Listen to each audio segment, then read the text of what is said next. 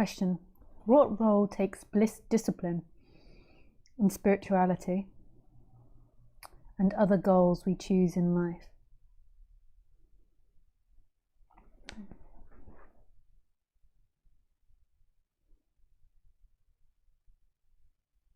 And in the end, this is mysterious.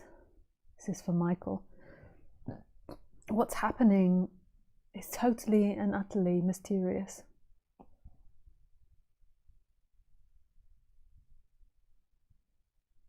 I just have to check my microphone's on. Yes. And although I would love to say to you, if you do A, it equals B,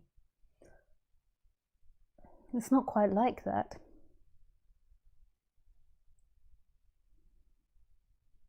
Like, who is this you that is going to arrive at freedom?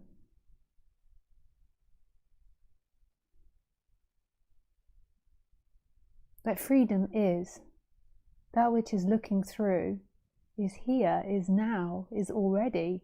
There is consciousness, right? It's not unconsciousness, there's consciousness, and that is the birthright of all things. It's here, instantaneous.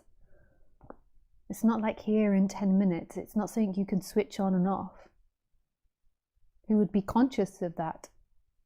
How would somebody then be like, oh, I'm just going to switch consciousness on? Who would be conscious of that happening? So it's the birthright to have consciousness.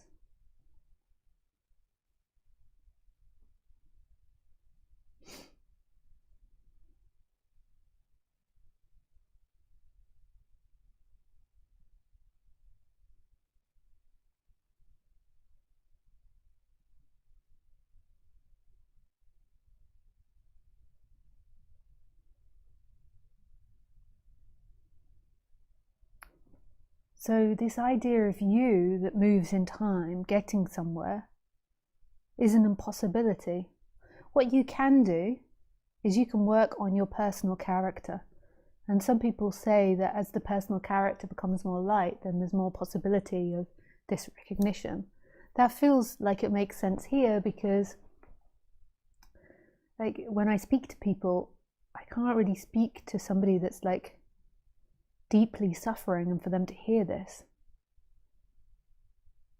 because they're so focused on themselves. When there's deep suffering, it tends to be you come into this subject through deep suffering, but then it tends to be you have to balance out the person to an extent, and then when the person's more balanced, then this can be heard. Because if you're in deep suffering, you're so desperate, then you'll cling on to non-duality, or you'll make it about you, and it will become about being saved by non-duality from your suffering. Whereas when the character's more balanced and understands why all these difficulties were arising in the character, then something beyond you can be heard. And then it's like that gets pulled forward, even though this isn't really how it happens. It feels like that. Like it gives the opportunity for it to shine through. So in a really crass way, you could say, like, there is the sunlight in the sky, but when there's like really thick clouds, it can't be seen that the sunlight from this side of the clouds. And then as the clouds get more dense, then it's seen that there's always the sunlight. So, but that's not about that character waking up. This is the great confusion, because then that person thinks, okay, I settle myself out and then I wake up. But that's such an illusion that there's a you there that's going to wake up. Who is this you? It's like the clouds believing that they're going to wake up.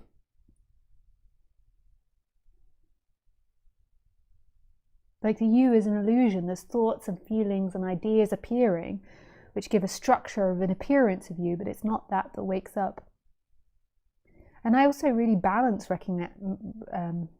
balancing out the character, because if your character is really disbalanced, then more than likely it will create a disbalanced life. Not all the time. Sometimes tragedy can hit and it's nothing to do with your character, like being in a war zone or something. If you have like disbalance in your character and a lot of like stress and problems, then you'll tend to attract that and create that in the external. So I super recommend doing that. And that is a combination to me of listening to non-duality, like keep seeping yourself into this message, And then at the same time, like really investigating what it is to be human and doing loads of different therapy modalities to help balance out, like learning psychology, learning different psychological tricks to help you, like tapping or EMDR, Osho release, somatic therapy, cognitive therapy, like Buddhism, Buddhist techniques, Wim Hof breathing, pranayama,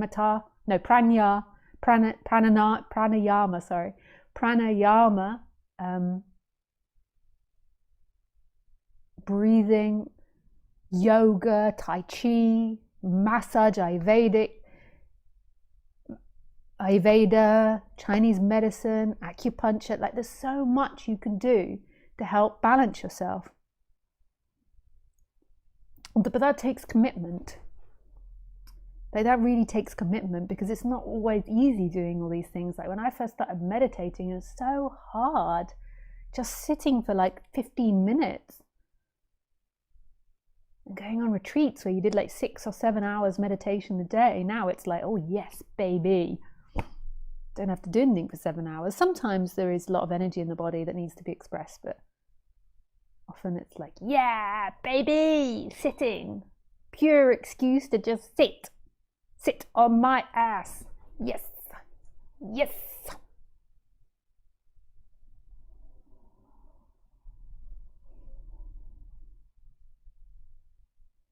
Sorry, I get distracted. My partner comes to watch Khaleesi, and it's so cute watching Khaleesi. Her little reaction, she's like, holds her paw.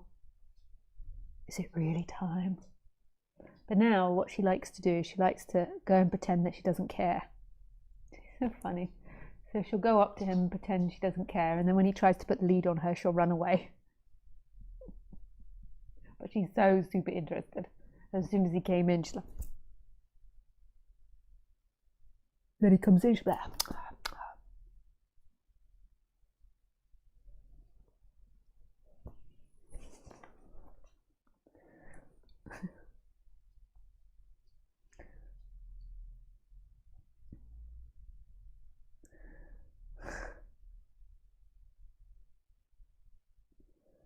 Oh yeah, what was the question? So yeah, and it really takes commitment, you know. It's easy to bounce around like these different therapies, like this doesn't work, this doesn't work. It really takes commitment, and it's really effort shifting the personality. Trust me, I've done lots of therapy.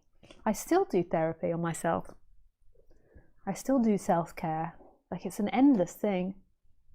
I still work on my communications dynamics. Like I reread recently, like Non-Violent Communication. So good, that book. By the original person that made it up. I forget his name. There's lots of books on it, but by the original one. Yeah. You know, I endlessly strive to improve my character, but it's not my freedom. Like Khaleesi. Lisa messes up. She gets it wrong. She has emotions. She has disturbances. But that's not the freedom. The freedom is that which is watching, that which is here.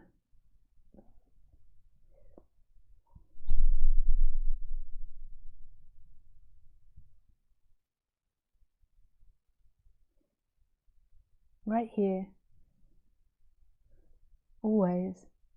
It's not in behavior, it's not in what you do, it's in that which is looking. And I've found my characters come so much more balanced, like since, you know, when I was 20, 19 when I left home. My God, I was so out of control of my emotions.